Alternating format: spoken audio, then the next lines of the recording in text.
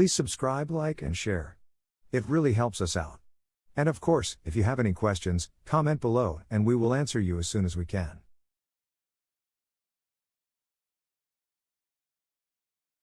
In today's Economics in Action, Vancouver's affordable housing push, building for a fairer future.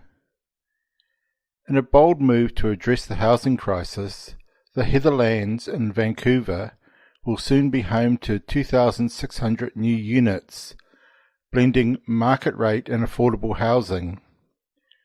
With Vancouver's property market among the most expensive in North America, this project promises to improve access to housing for diverse income groups, reducing income inequality and providing more opportunities to participate in the city's economy.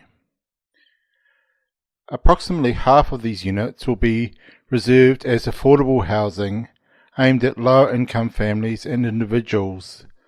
By creating affordable homes in a city struggling with high living costs, Vancouver is addressing a significant market failure: the lack of accessible housing options for everyone. As property prices soar, many are excluded from homeownership or even decent rental options. This initiative helps correct that imbalance by ensuring that housing isn't just available for the wealthy. Projects like these are critical in correcting market failure. When the free market doesn't supply enough affordable housing, the government can step in to ensure the efficient allocation of resources and a fairer outcome. This initiative demonstrates how interventions can improve market access and foster inclusivity in cities facing rapid economic growth. For economics students, this story shows the practical implications of economic policies to reduce inequality. It highlights the real-world application of supply-side policies to address housing shortages and market failures.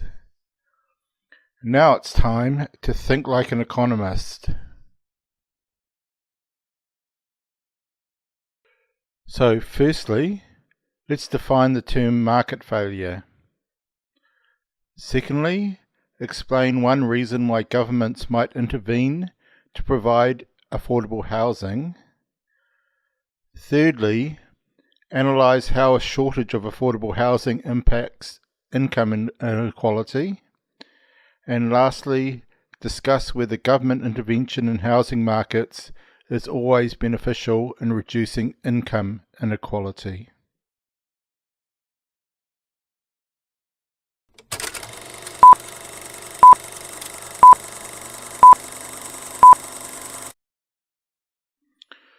Firstly, let's define the term market failure.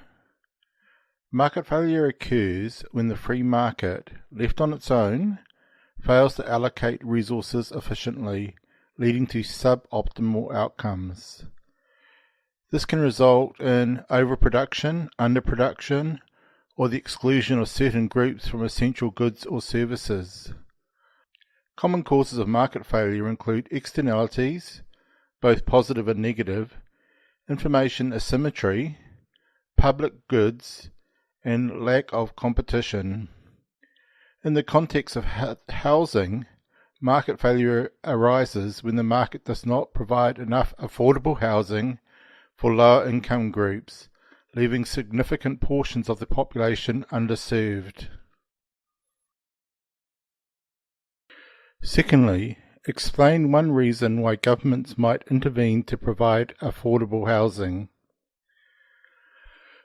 Governments may intervene to provide affordable housing because the free market often fails to supply enough housing for low-income individuals and families.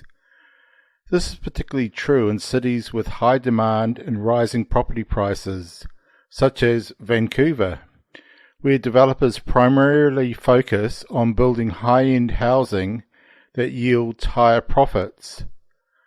By stepping in to create affordable housing, the government addresses this market failure, ensuring that more residents have access to safe, stable and affordable homes. This not only helps those struggling with housing costs, but also fosters greater social inclusion and economic participation. Thirdly, let's analyse how a shortage of affordable housing impacts income inequality. A shortage of affordable housing can significantly exacerbate income inequality in several ways. Firstly, increased housing costs for lower income groups.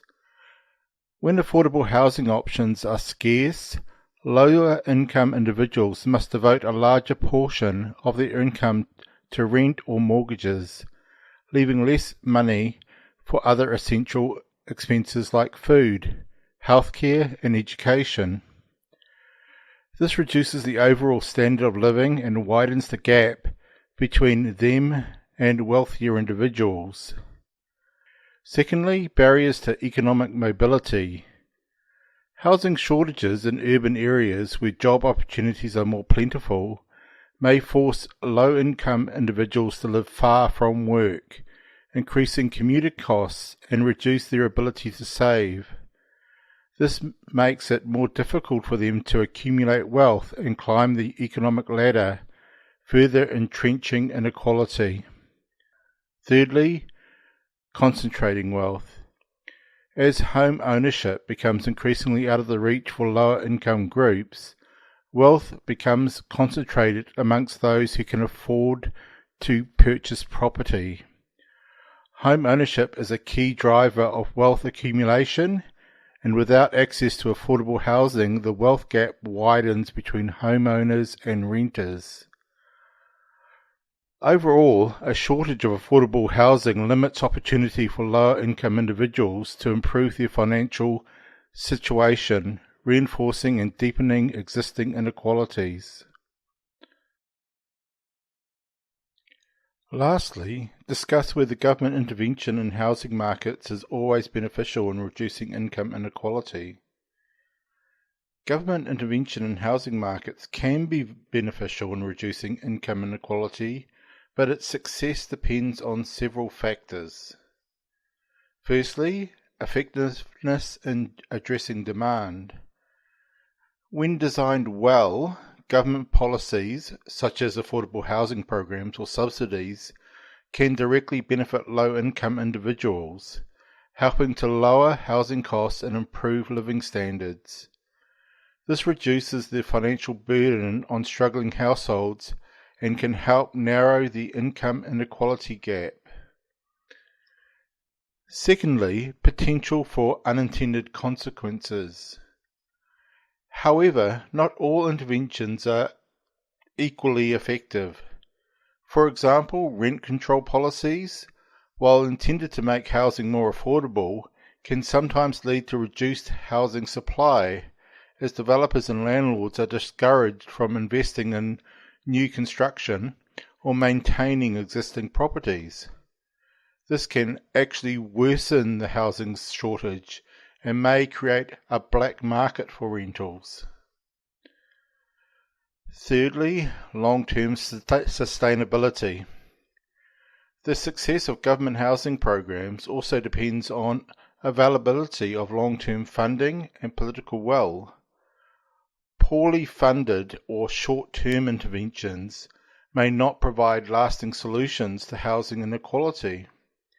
Furthermore, if affordable housing projects are not well integrated into broader urban development, they can lead to social segregation rather than inclusion. Lastly, the broader economic effects. Some economists argue that excessive government intervention can distort the housing market, leading to inefficiencies.